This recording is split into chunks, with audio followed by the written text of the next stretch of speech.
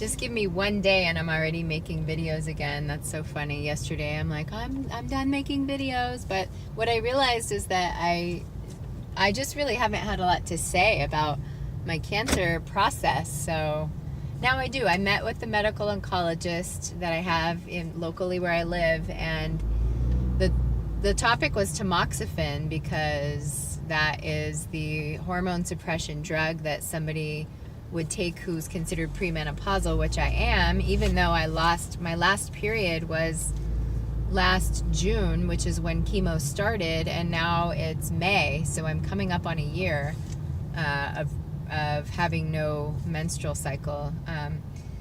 And he shared with me what the statistics are, and basically 1 in 10 women will benefit from tamoxifen, but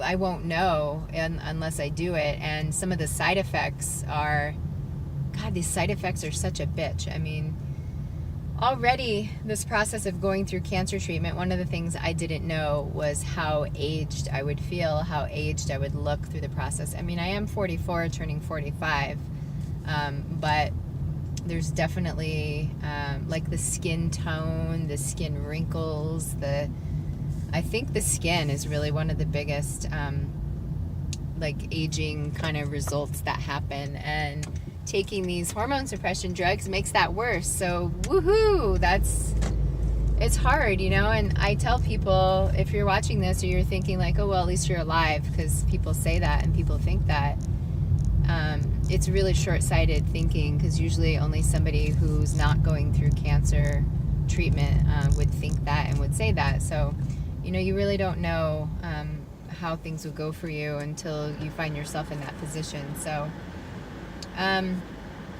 anyway, he did a blood draw for me just now, because I wanted to see what the status of my hormones is. He said vitamin D levels are really important, and luteinizing hormone, and I can't remember, FSH, I can't remember what that stands for, vitamin D, and something else he's basically testing for to see what's up with my hormones. So once I have that information, I think I'll know better. His recommendation is to do the tamoxifen, take it for a couple of months, see how you're doing, see how you're feeling, what kind of side effects you get. Although I wouldn't know the side effects of just of tiredness necessarily, or what it does to my skin within a couple of months, but I would know if I get nauseous and vomit and some of the other things.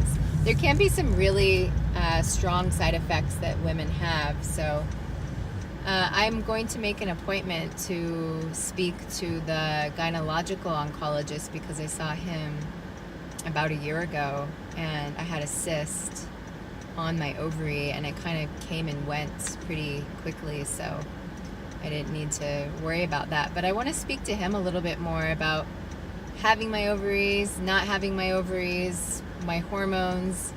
I've really found in this cancer process that each of these oncologists really are specialists, and if I notice that most of them don't really speak on the behalf of someone else who specializes in that particular thing. Like my medical oncologist kind of talks about things generally, but he doesn't necessarily speak, the information I'll get from the gynecological oncologist is going to be way more specific. So I'm going to make that appointment, and then he also ordered an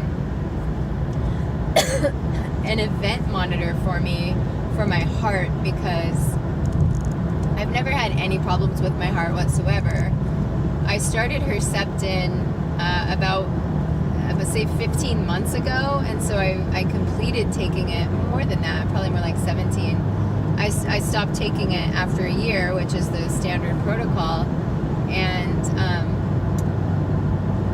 and then so Herceptin is known to potentially cause problems with the heart, but it's supposed to only cause problems while you're getting the Herceptin. But I don't know. It's why might that not also have some residual kind of problem or possible problem?